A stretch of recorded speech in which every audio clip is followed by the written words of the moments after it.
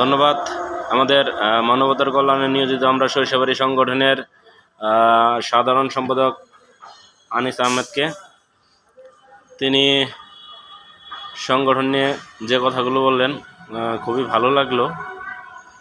তো ওনার কাছে আমার জানার একটা বিষয় হচ্ছে, এই সংগঠনটা আসলে আমাদের সকলের পরিশ্রমেই কিন্তু এ পর্যন্ত আসছে।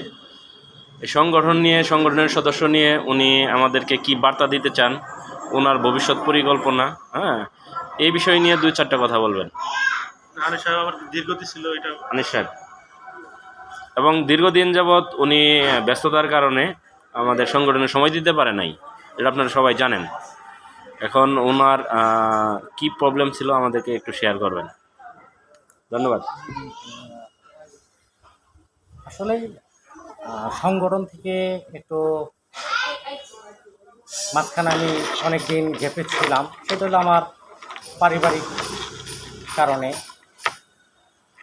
যার জন্য আমি দেখছি আসলে আমাদের সংগঠনের সকল প্রান্তীয় ভাইয়েরা সবাই পিছিয়ে চলে গেছেন। আসলে একটা সংগঠনকে পরিচালনা করতে গেলে হয়তো একজন পিছিয়ে গেলে আর সবাইকে এগিয়ে আসতে হবে, তাহলে সে সংগঠনটা সুন্দরভাবে এগিয়ে যাবে।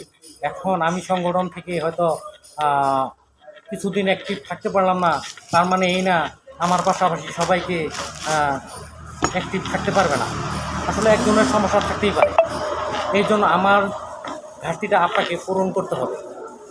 এই জন্য আমি সকল প্রান্তীয় ভাইদের কাছে আমি অনুরোধ করব, যেন আমি যেভাবে কিছুদিন বিরতি ছিলাম এইভাবে যেন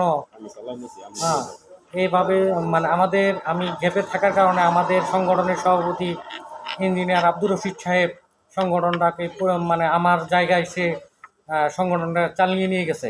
তো আমি আশা করব সকল সদস্যকে, আপনারাই সভাপতি, আপনারাই সেক্রেটারি, আপনারাই উপদেষ্টা মণ্ডলী, এইটা মনে করে যার যার কর্মদক্ষতার পাশাপাশি পরিবারের পাশাপাশি আমাদের এই সংগঠনটাকে নিজের পরিবার ভেবে সংগঠনটাকে আবার পুনরায় নতুন রূপে সামনে আগামী দিনগুলো যেন আমাদের পিছনের দিনগুলো যেভাবে যে কোনো প্রোগ্রাম, যে কোনো ভার্চুয়াল মিটিংয়ে আমরা অ্যাক্টিভ হয়েছি, তার চেয়েতেও যেন সুন্দরভাবে আমাদের আগামী দিনগুলো আরও সুন্দরভাবে করতে পারি, এই আশা আহ্বান জানাচ্ছি আপনাদেরকে।